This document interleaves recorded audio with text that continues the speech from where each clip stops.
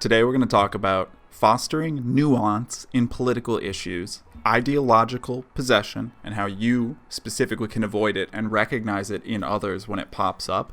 And we're going to talk about truth and how to achieve clarity of thinking in a time where more issues and more things are more muddied and confusing than they ever have been. Let's get into it. Set the place on fire.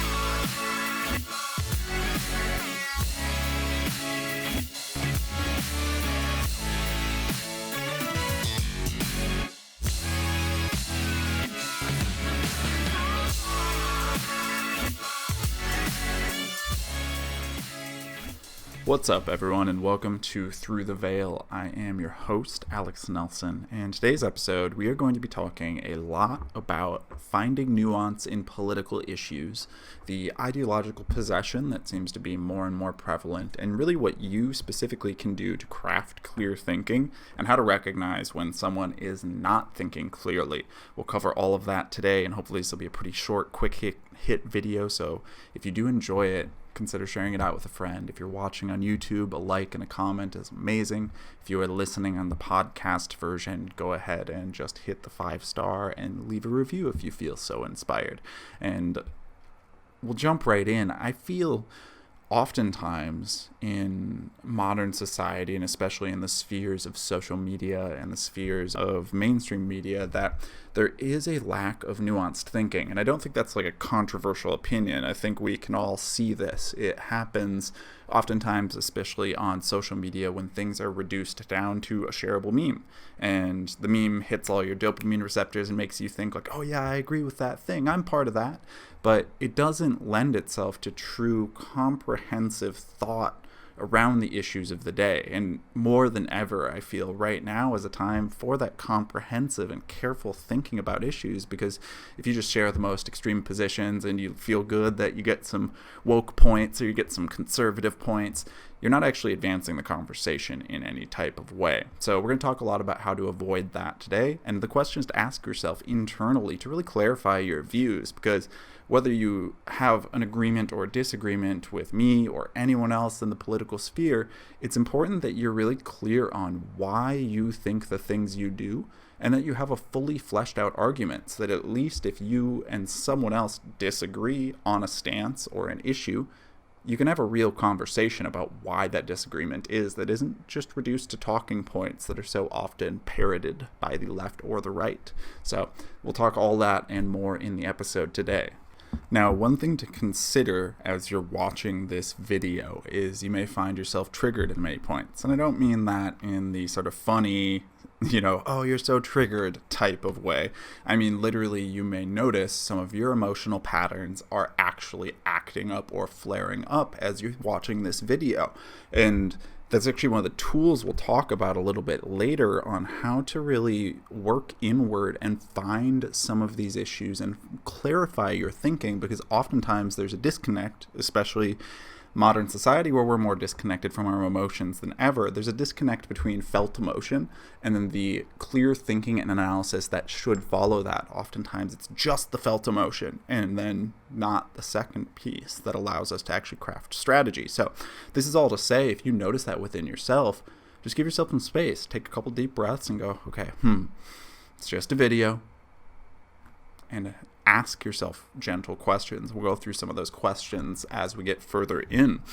Now, we live in a world where almost all media, whether it's social media, whether it's mainstream media, however you consume media, is almost all quick hits that are intended to drag you into the cycle. And people mirror this as well. It's not just companies. People notice if they post something that's especially rage-inducing or makes people really angry, then guess what? People respond to it, and a lot of us in modern day society kind of thrive off of that response because we have a lack of other connections in our life. So you may find yourself posting on Instagram more and more wild stuff, and either you've got people who are like, bravo, you're a genius, you're the best social justice warrior in the world, or you've got people reacting negatively, and that further entrenches your opinion because you're like, well, those people are assholes, and I am a upstanding citizen who is doing the best for others. And it doesn't matter what side of the political spectrum you find yourself on. Everyone is capable and often does this. I find myself doing this at many points. Now, the problem with social media and with media in general, but specifically social media, is that normally if I was having a conversation with someone right now and they're sitting in front of me, it'd be me talking to that person, and we'd be genuinely curious to find out what each other think, at least if we're being reasonable. What happens on social media is you are displaying your opinion to everyone. Now, depending on your privacy settings, that can range from your friend list of 300 people, or it can scale all the way up to, if you have no privacy settings on, the entirety of everyone on social media. And your brain subconsciously takes note of that. So this is just kind of the psychology behind why these platforms tilt towards this sort of inflammatory conversation. It's because you always feel like you're competing, because every time you state an opinion, you're stating it in front of a potentially infinitely big audience. And this is also why when someone argues with that opinion, we almost never change our opinion just because of an argument on Facebook or an argument on Instagram. It really doesn't behoove you to change your opinion or update it, because you're aware that you're not just going to look incorrect to that person that's arguing with you, but you also are going to look incorrect to the 10 million people that potentially might see that post. So there's a part of your psychology that is holding on to being right because it's aware that there's an infinitely big audience if you were wrong, and it doesn't want that. So we entrench our opinions and we double down and we go, no, fuck you, you're wrong. I know you're wrong. And this is also why we see so much vitriol on these different platforms. It's because oftentimes someone hits us with some common sense and we're like, oh shit, that kind of makes sense. The only thing we have left is to respond back like, well, you're a Nazi, you're evil, you're bad. And when we do that, we diminish the capability of us as a culture to have real conversations that actually lead to real solutions, because no one side has things 100% right. It's not like the left is perfect and the right is just pure evil. And it's not like the right is perfect and the left is just pure evil. There are a spectrum of opinions on a spectrum of different issues, and there's nuance that needs to be acknowledged in most of those issues. So it's just really important to understand, like, it's partially not our individual faults, in the sense that we have been sold a bill of goods with these, Facebook, Instagram, messengers, essentially, and water coolers, and we have not properly planned for the impact that has on our psychology and how it allows people to sort of radicalize themselves. It can be really easy to find yourself on Facebook and you see 4 people, let's say they support Trump, and you hate that. So you delete them all as friends. And then 6 months from now, after doing that over and over and over again, you find yourself in a complete echo chamber where you only have the people on your feed who agree with you. That's dangerous. No matter what side of the political spectrum you're on, that is how people get radicalized. They find themselves in a state where they're not seeing any dissenting opinions. And so they start to come to this opinion that, I must be correct. I must be uniquely correct. And everyone else must be stupid for not seeing that I'm so correct. And because they haven't actually brushed up their opinions against real other opposition opinions, they find themselves in this weird state where, like, their positions have never been challenged. So they don't have clear thinking. And I find myself doing this sometimes, where it's like, I don't actually think through an issue. I just see some opinions that look good, and I start to find myself agreeing with them. And if I don't see any dissenting opinions, perhaps because I removed all those people from my social media, well, then guess what? All of a sudden I find myself just like, oh, I'm a genius. How I know this and no one else knows this. So this is one of the first, things to watch out for in yourself, is if you find yourself just removing people that disagree with you on any platform, just be aware that you're continually edging yourself into an echo chamber. This is really how people get radicalized. It's why if someone joins ISIS, they don't just get to stay home with their family all day and still go to school. They steal them away, bring them to a camp where they learn how to be an ISIS fighter. And when they do that, they remove all of the outside influences so they can indoctrinate. We do the same thing to ourselves. The only difference is with social media, we've opted into it, whereas with ISIS, you're probably yanked out. You don't really have much of a choice in a lot of cases. So the other issue we have is we often want as humans to signal our virtue to our friends and family. So when we're on a social media platform, you post your opinion and you say, I believe this, and you get positive feedback. So you double down. And you're not really any longer looking to genuinely further the argument or genuinely further the conversation. You're simply looking to score points. And I get it, because it feels good. We like when our post about Black Lives Matter gets 100 likes and, that selfie we took 10 days ago got 1 like. It makes us feel good. But you have to really question yourself of, what am I posting this for? Am I posting this to have a genuine conversation about these issues, or am I posting this to score points? There's a lot of that going on, and I find myself very, very easily trapped into it. It's a feature of social media as it stands, because it's the equivalent to feeling like you were on stage at a big conference and you said something important and people clapped. Oh, Alex, that's amazing. Wow, great job. And you get that little version of that over and over again. So people find themselves in this cycle where they continually post. Now, it's compounded by what we talked about earlier, which is the sort of memification of these issues. So if it's just reduced to a single Instagram square where it's 2 lines of text, as if that could summarize any part of any issue.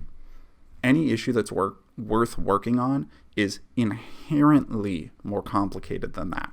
But we dull ourselves down. We kind of dumb ourselves down by doing that, because all you're seeing is these quick hit opinions that are structured intentionally to be surface level and to just state an opinion and to have people agree with that opinion.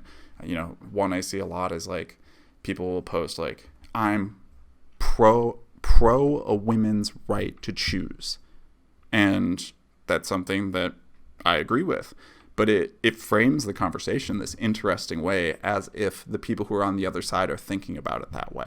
And we'll get more into this in a second and talk a little bit about the ways that on both sides of any movement, I'm going to focus a lot specifically on abortion today, but on both sides of any movement, what happens is they demonize each other. And they make it seem, it's called straw manning. It's a well-known logical fallacy, but you straw man the opposition and make it seem like they're arguing something that's stupid, when in reality they're arguing something totally different, and you may still disagree with it, but you at least have to disagree with what they're actually arguing. Now, I want to jump right into some ways to identify or avoid, if you find yourself in the loop, ideological possession. So first, perhaps a definition would be useful. Ideological possession could be considered when you find yourself so in the grips of an idea or a set of ideas. So an easy example would be if you were a member of the Ku Klux Klan, you might be ideologically possessed by those ideas. You have thrown logic out the window. You're not thinking logically anymore. And you have said, I buy into every one of these set of ideas. That's ideological possession. You're basically, it's the equivalent of if a demon possessed you and you're not thinking clearly, and if someone argues with you, you just shut off. You're nope, fuck you, you're wrong. That's a good sign of ideological possession. There's a lot of ways to identify it, and there's really, really good safeguards you can put in your own mind against it. So one of the questions to ask yourself, and these will be in the show notes or in the YouTube description as well, so you don't have to write them down immediately, but you'll have these available, and they're really, really good questions for self-reflection about, sort of gaining more nuance in your different political views and your different social views. So the first question is just what evidence would I have to be presented with about insert topic here, whatever the topic is, to change my current views? Now, a lot of people are just going to say, nothing. There's nothing that could change my mind about this. That is A1, sign number 1 that you are in the throes of ideological possession, because any reasonable person should have the view that if I had enough evidence for the opposite viewpoint of mine, I would change my view. Now, we'll talk about this in specifics. So let's say abortion. Now, that's a touchy topic, and I'm choosing that intentionally because people feel so strongly about it on so many sides, and it's one of those things that people get wrapped up into and really aren't thinking logically about in a lot of ways. So for me, I'm pro-choice, as you could call it, which really just means I'm pro-abortion availability.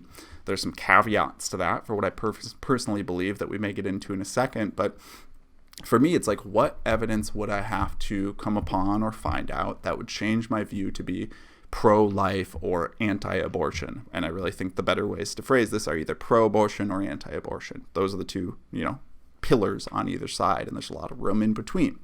So it's like, what would have to change? Well, I guess if I was presented with evidence that at 1 month, the equivalent of the soul entered the child, and at that point, they were actually a sentient, conscious being. Now, however that would be defined, who knows? It would have to be like a totally new type of study that we don't have yet that would prove that. But if that was shown, then that would cause some real different questions to be asked. And so basically at that point, it'd be anti-abortion unless it was from a sexual assault, or if the baby's life would actually threaten the mother's life in being born. Now, you can agree or disagree with that position, but it just shows that, like, I've thought out the other side, and I've thought out, like, what would I need to believe for it to be true that would change my opinion. And, like, that's the main thing. If somehow science could come to this big consensus that, like, cool, the soul enters the body at 1 month, or even the soul enters the body at 1 week, whatever it might be, I would set the goalpost there and say, this is the spot where abortions are not good anymore. We shouldn't be doing them unless it's one of these other couple of circumstances that actually endanger the mother, her own physical safety, because I don't believe we should be prioritizing the baby's physical safety over the mother's necessarily, or if she didn't have a choice in the matter, if she was raped or assaulted and that resulted in the pregnancy, she should have the ability to opt out, of course. But just goes to show, like, that's a more nuanced view than just I'm pro-choice or I'm pro-life. And you can even just hear the way those two are phrased. One is pro-choice, which implies, kind of inherently strawmans the opposing argument as you're not pro-choice. You don't believe in a woman's right to choose. You believe that women shouldn't have autonomy over their own body. And you hear that a lot. That's like a big Democratic left talking point is, well, we're pro-choice because we believe in a woman's right to choose about her own body, which ironically is really not what most reasonable people on the right seem to be arguing. They seem to be arguing like, I'm pro-life. I believe that a baby is a person and nobody should be able to take away a person's life without their consent. Now, these are two different arguments, so it's no wonder that just like they're missing each other left and right. They're not connecting at all because they're not having the same conversation. One conversation is, I believe women should have sovereignty over their own body, and one conversation is, I believe a child at 1 month is already human and therefore killing it is killing someone. Now, wherever you stand on that argument, you at least have to acknowledge like these are different positions, and the right's doing the same thing. They call it pro-life, as if to imply that people on the left think I'm anti-life. I believe in killing. You can see how these arguments get strawmanned and we lose the nuance, so we don't get to have real conversations, which, in a perfect world, it's like, okay, what laws should we have about abortion right now? Well, there should be some parameters around, like, I think I heard it said once, like, they should be widely available and they should be rare. Like, that's really the frame we should look at it through, because if you're a reasonable person, you can find yourself in this place where it's like, it's okay to admit, I don't know yet. Like, we don't have the science to show when a child is a sentient being that has a soul, or maybe we prove there aren't souls. Like, who fucking knows?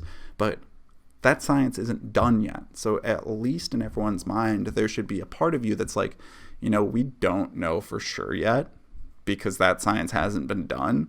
And as a result, I believe in siding on the woman's side because of this, this, and this. However, I don't think people should get 10 abortions. I think that's a shitty move unless you've been impregnated 10 times by like different rapists, which is a whole separate conversation. So that kind of gets you an idea of around how to use that question to really analyze and look at your views. So again, the question is, what evidence would I have to be presented about, insert topic here, whatever that is, racial issues? What evidence would I have to be presented around abortion? What evidence would I have to be presented around climate change? Whatever it is. And what evidence would I have to be presented to change my current view. Again, if you find yourself saying nothing could change my mind, that's ideological possession, because there's nothing on the planet that you should be able to go with 100% certainty and go, I believe this no matter what. So that's question number one. Now, jumping into question number two, if you find yourself emotional around a topic, maybe that whole spiel right there made you very emotional. It's totally possible and a little bit intended to poke some buttons internally, because that's how you do this work, is to actually get into your emotions. So ask yourself the question, why does insert topic make me so emotional? Does the issue mirror something from my personal lived experience? And then, importantly, are personal triggers clouding my judgment? Or did someone else tell me how I should, air quotes, feel about this issue? Now, why those questions? Well, number one, our emotions are beautiful, beautiful guideposts to the things we think, but they require our logical mind to actually filter down and to figure out what they're trying to say. You can't just react off an emotion. You know, someone says, I'm pro-life, and you're like, well, I don't believe, and you find yourself immediately really angry, and all of a sudden your logical brain has turned off, and you're just in your emotions. Now, those emotions could be a beautiful indicator to go, okay, there's a lot of emotion here. I think this person might be wrong. Let me calm for a second, get into my logic, and use that to reason out why I feel so strongly about this. That's 100% acceptable. We shouldn't deny our emotions. We shouldn't repress our emotions, but you have to take that second step. So these questions are aimed at that. It's like, you need to parse out, and everyone needs to parse out. I need to parse out all the time. What is my personal baggage? Like, perhaps let's theoretically say my mom was going to get an abortion and she was going to abort me, and it didn't work somehow. Magically, it just didn't work. And so they ended up having me. Well, then I have personal issues that are entangled with my views on abortion. And I may find myself just so anti-abortion without ever reasoning that perhaps I was a specifically different case, or at least, we're not applying the scientific method in those cases. That's an N of one. You have one subject in that experiment, air quotes, to prove your view, and that's not enough. You have to first notice within yourself, am I emotional about this because I am personally entangled in whatever issue it is? And there's some issues where that'll be the case. Yep, that's the case. And then it's just your job to parse out and go, okay, it's okay for me to be emotional about this. However, I don't want my emotions to cloud my judgment and to make me make less effective arguments about this issue, because it is truly important to me. So how can I ask my emotion nicely to take a back seat here and to take a little break on the bleachers, and I will work through what I truly believe while removing my personal bias. It's super easy to say, and it's very, very difficult to do in practice, and requires a lot of intention. And that's where these other questions come in. It's are my personal triggers clouding my judgment? The ego reacts immediately and says, no. Me? No way. But all of us have personal triggers. All of us have our judgment clouded from time to time by anger, by whatever it is. All you have to think of is the last time you got road rage or saw someone get road rage. You're driving in a car and all of a sudden, you're going 60 and someone cuts you off and you're immediately angry and you want to go cut them off. And if you think about it logically, you're in a metal death trap in some ways, going faster than any human prior to 100 years ago has ever gone. You're in a very precarious situation. You probably shouldn't react with anger and use it as a fucking bumper car to go get in front of that person. But the emotions take over. You become triggered immediately because you feel like you've been disrespected. And all of a sudden, you're doing something that if you were thinking calmly, you wouldn't have ever done. So it's ask yourself that question, identify where those triggers are, and then start to separate them out from the issue at hand. And the last piece of that question was, did someone tell me how I should feel about this issue? This one's the trickiest one, and it's probably the prickliest one to hear for a lot of people. Just because someone else tells you you need to feel this about this issue doesn't mean you need to feel that. You have your own emotions. You have sovereignty over your own body. You're your own person. You can decide how you want to feel about something. And except in the rare edge cases of people like who are true sociopaths and don't feel emotions in the same way, most of us are going to arrive at certain conclusions that are based off our own lived life experience. And those conclusions are actually important. That's how we have a nuanced discussion. So this is just to say, like, don't take someone else's opinion of how you should feel. They might tell you, you need to be pissed off because of they're killing babies. They're fucking killing babies. You need to be angry. You don't need to be angry. You need to decide for yourself, and even need is a weird word. You have the chance, the opportunity to decide for yourself how exactly you feel about this issue, and then take a second to actually go, okay, here's how I feel, here are my opinions, and then dive into a conversation based on your actual opinions. That's sort of the strategy there. Now, question number 3. This one is probably the most insidious of them. So you may find yourself, as I do often, watching things in the current zeitgeist of the public eye, whatever that may be, and you find yourself going like, well, this movement has gone further than I believe, or like, I'm starting to feel uncomfortable with this. And it's common because oftentimes movements aren't led by any one person, and because they're not led by any one person specifically, the movement can morph over time. And it becomes something you disagree with. So an easy example would be like, if you ask me, am I a Republican? I might say, well, in the sense of the word that I believe small government, sure. But in the sense of the word that I believe what the Republican Party currently stands for, no way. They're two very different things, because over time, all of a sudden it shapeshifts into something else. So this question's identifying that going forward. And the question is simply, what are my goalposts for insert topic or movement or idea here? Put another way, like, what do I believe the right course of action is in addressing this issue? And what do I believe would be going too far or crossing a line that would actually cause me to dissociate from a movement? So super easy example, it's happening right now. Obviously, there's a ton of tension in the air about, the killing of George Floyd. Obviously, if you haven't watched my previous video about the war on drugs and how that plays into all this, go check that one out right now. It'll be in the links below, and you can go get a little bit more of my views on what's going on there, what a good course of action could be. But there's a ton of tension in the air, and they have ideas all over the spectrum of opinions. And you have people who are saying, like, he got what he deserved, which is like, okay, did you really watch the video? Do you really think that? Do you think we should have that? That doesn't make much sense, but okay, interesting. And then you have people way on the other side that goes, we should get rid of all police, complete abolishment of police, and communities should be policed by their own members, which I don't agree with that either. That's way too far in my opinion.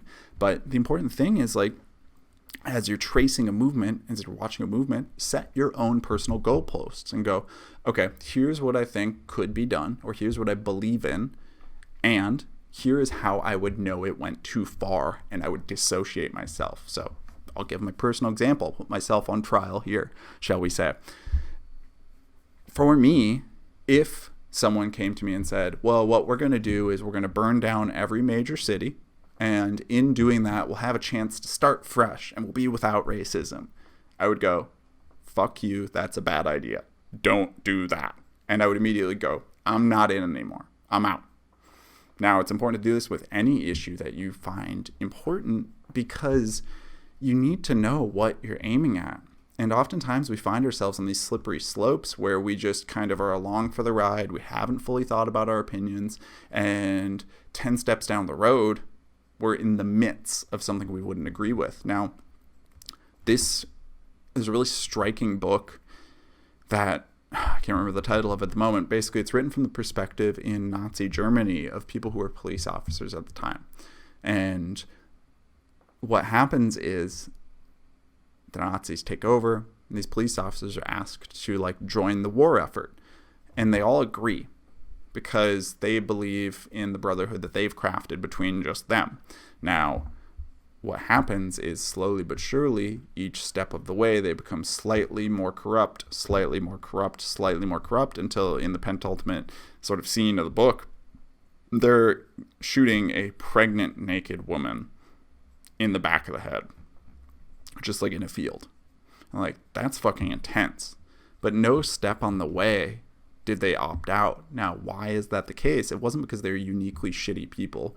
If you think that, then I don't know what to tell you. There were so many people in Germany, and most of them went along for the ride when the Nazis took over. Same thing in communist Russia. Same thing in Mao's Cultural Revolution. When you don't identify ahead of time what your values are and where is too far for you, you're actually just likely to get swept up as you go, because everything seems like a small step. For them, it was like, okay, well, we're just going to round up some of the insurgents, air quotes, who are aiming to ruin Germany. And they're like, okay, we can get behind this. And it's like, well, we're going to put them into a camp. And it's like, well, okay, that'll keep them isolated. And then the next step, they're like, well, some of the worst ones we're going to execute. And they're like, well, I guess we do execute criminals occasionally. So, okay. And each step of the way, no step seems like it's this huge jump. But in aggregate, when you look at where you started and you look at where you ended up, you're like, how did we get here? How did this happen? So as you identify clear thinking for yourself, like, it's just so important to set your goalposts. Go, here's what would be too far. For me, that is total abolishment of the police. I think that's a terrible idea for a multitude of reasons. Now, defunding, we can absolutely talk about, and that's essentially what my whole previous video was about. But that's my goalpost. So at the point where an entire movement was co-opted by that, I would go, I'm out. I'm not for that movement anymore unless you can present new evidence of why that would work. I'm good. We all need to do that individually and set our goalposts, because that's what prevents that slippery slope. That's what prevents us from sliding headlong into something we didn't want, is setting ahead of time. Like, hey, here's what I would be cool with. Here's what I am not cool with. These things.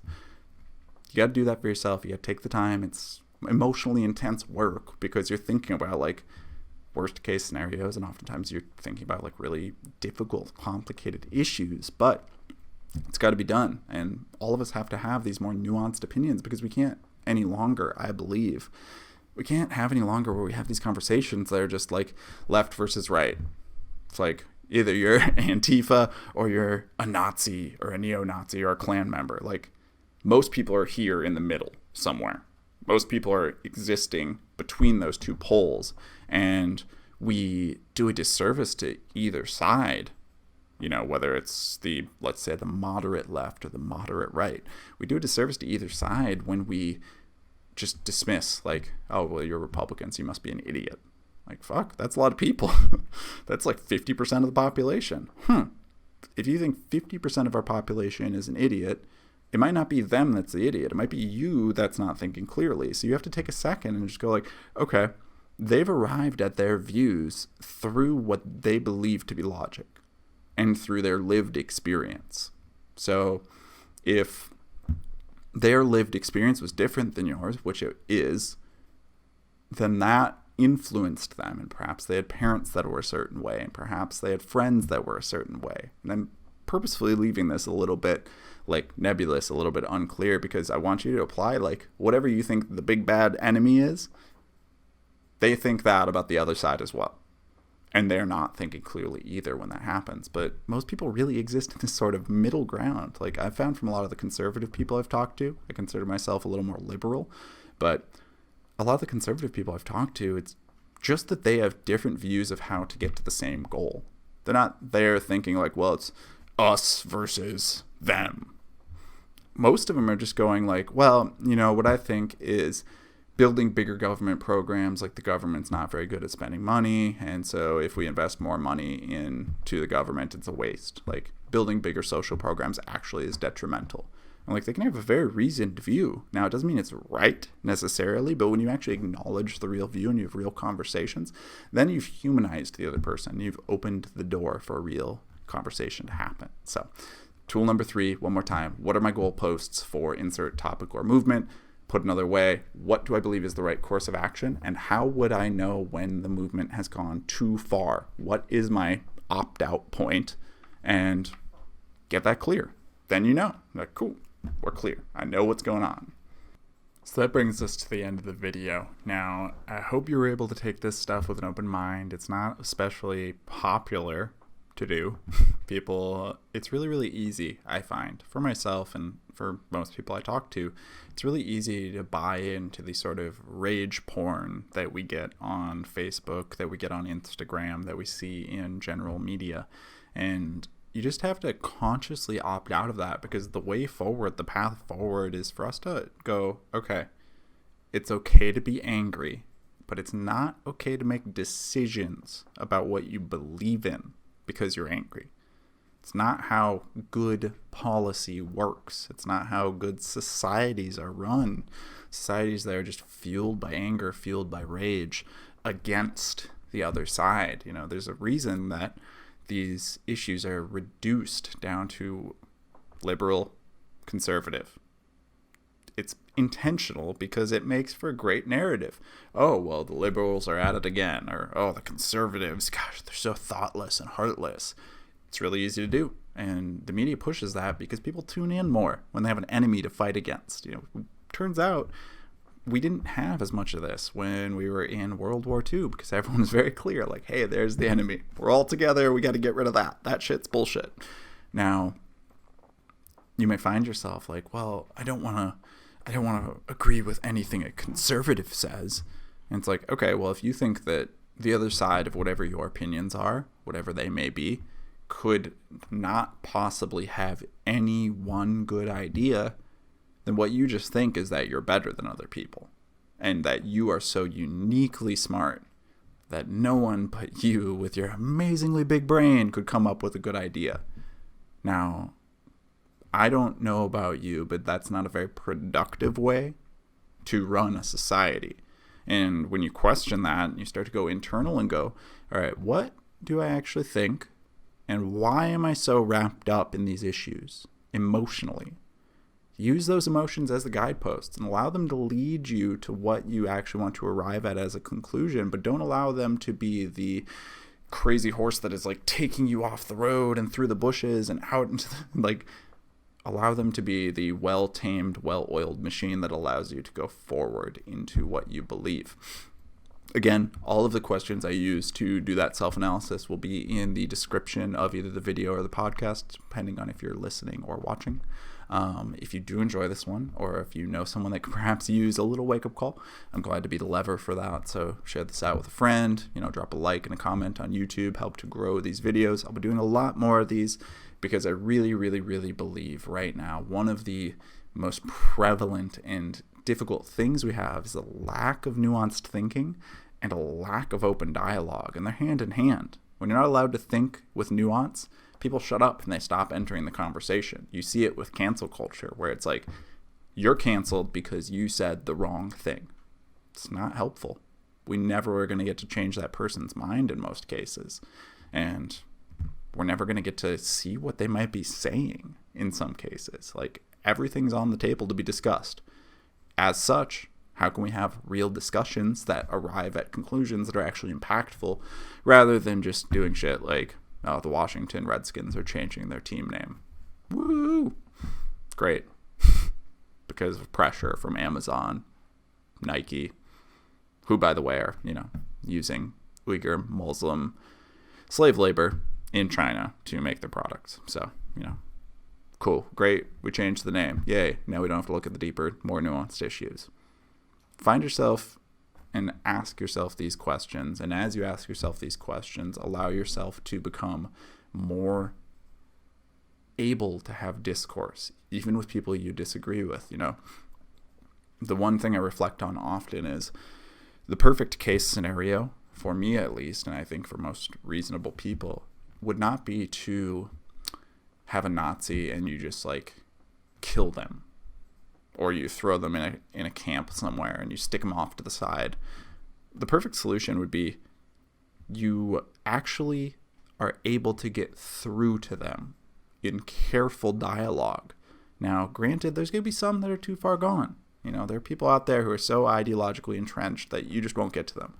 But I don't believe that's the case for most people. And when we foster open dialogue, we can actually get those people out of those circumstances. And I look no further than this guy Daryl Davis that did an episode with Joe Rogan. I think he's been on some other podcasts as well, but this is a black man, a R&B musician, super, super amazing. And he has personally gotten 200 KKK members out of the Klan, to the point where they've like turned in their robe to him and said like, I'm not doing this anymore. You changed my mind. That really illustrates to me the power of careful dialogue. Like, if he can do that, we can all do something. If we can actually do the inner work first and find ourselves on a bedrock of what we truly believe, why we believe it, and we've extracted the emotion out from it, so we're not fired up and angry and fuck you. We're actually just, here's what I think and here's why I think it. What do you think?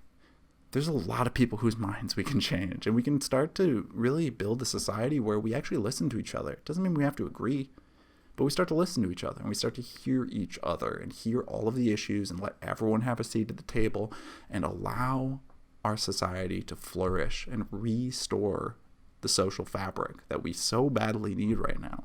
So I hope you enjoyed this video. If you did, again, amazing if you can rate it and comment on it. That helps move this forward. I will be doing more of these, and I will also leave the link in the comments for my previous video, which I think is super important, about the war on drugs and how that impacts racial inequality and why it is the biggest lever that could be pulled right now to fix that shit, and why I think so. So much love to you all. I hope you have a wonderful week, and I will talk to you soon. Set the place on fire.